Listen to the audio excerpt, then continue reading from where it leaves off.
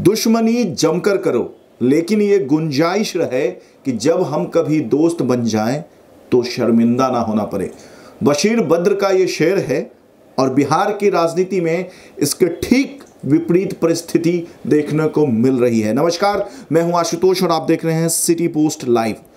बिहार में महागठबंधन का जो सीट शेयरिंग का फॉर्मूला है, जो पेंच है, उस पर लगातार खींचतान जारी है। महागठबंधन के दल ही एक दूसरे को अपने पावर, अपने संख्या बल और अपनी राजनीतिक शक्ति का प्रदर्शन करा रहे हैं, एहसास दिला रहे हैं कि वो अपने सहयोगी से ज्यादा ताकतवर है। जी हां, जाहिर सी बात है, चुनाव का मौसम है, यह सिलसिला और भी चलेगा, दिनों दिन चलेगा, तेजी से चलेगा और बढ़ता ही जाएगा।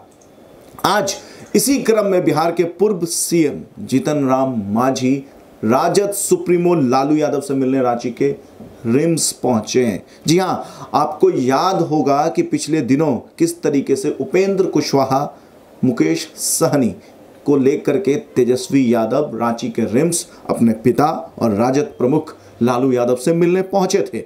उसके बाद कहीं ना कहीं ये कयास लगाई जा रही थी कि इस मुलाकात के बाद जीतन राम मांझी नाराज हो गए थे। उन्होंने लालू यादव को बकायदा फोन करके कहा था कि मुझे क्यों नहीं मिलने के लिए बुलाया गया। तब लालू यादव का ये रिप्लाई था, लालू यादव ने ये जवाब दिया था जीतन राम मांझी को कि अरे आप तो बाद में भी आ जाइएगा, एक बार में 3 ही आदमी को आने को मिलता है। जी हाँ, ये ऐसी खबरें मीडिया में थी। आज जीतन राम मांझी मिलने पहुंचे। मिलकर जब वो बाहर निकले तो उन्होंने कहा कि सीट शेयरिंग का जो फॉर्मूला है, इस पर कोऑर्डिनेशन कमेटी गठन होने के बाद तय करेगी कि कौन सी पार्टी कितने सीटों पर कहां से चुनाव लड़ेगी।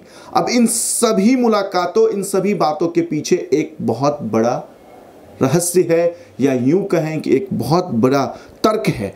दरअसल उपेंद्र कुशवाहा जिस तरीके से एनडीए छोड़ करके महागठबंधन में शामिल हुए, उसके बाद कहीं ना कहीं जीतन राम मांझी भरे मन से उनका स्वागत तो किया, लेकिन अंदर खाने वो नाराज थे। उनके बयानों से, उनकी बातों से ऐसा साफ झलकता था। इसके साथ ही आपको याद होगा कि सिटी पोस्ट लाइव ने आपको दिखाया था कि किस तरीके से जीतन राम मांझी के पार्टी के कद्दावर नेता ने यह कहा था कि लालू यादव जीतन राम मांझी की ताकत को, उनकी शक्ति को जानते हैं और उपेंद्र कुशवाहा से ज्यादा सीटें उनको चाहिए, यानी कि जीतन राम मांझी की पार्टी को चाहिए। अब उपेंद्र कुशवाहा की जो खबर है उसके हिसाब से 5 से 6 सीटें मिल सकती है, ऐसी खबरें हैं। तो क्या जीतन राम मांझी को, अगर उपेंद्र कुशवाहा को 5 सीटें मिलती है तो 6 सीटें चाहिए। उपेंद्र कुशवाहा से पहले, जब गठबंधन में नहीं आए थे, महागठबंधन में उपेंद्र कुशवाहा से पहले जीतन राम मांझी 20 सीटों पर उन्होंने दावा ठोका था। इसके बाद कमोबेश ये स्थिति थी, अंदर खाने बात चल रही थी कि 3 से 4 सीटों पर मांझी मान जाएंगे।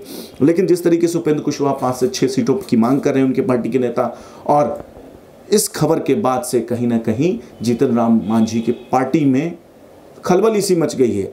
अब ये बशीर बद्र का जो शेर है वो कहीं ना कहीं इसका विपरीत, इसका उल्टा कर दीजिए तो बिहार की राजनीति में ये सटीक बैठता है कि दुश्मनी और दोस्ती की कोई परिभाषा नहीं होती है राजनीति में। ना जाने कब कौन किसका दोस्त बन जाए, चाहे दुश्मन कितना भी बड़ा हो, और ना जाने कब कौन किसका दुश्मन बन जाए, चाहे वो दोस्त कितना भी बड़ा क्यों ना हो।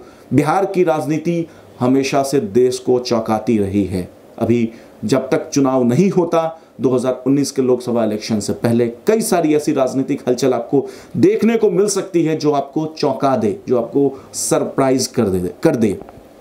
आगे और भी कोई पॉलिटिकल हलचल होता है, कोई और भी लेटेस्ट अपडेट हम तक पहुंचता है तो हम सबसे पहले आप तक पहुंचाएंगे।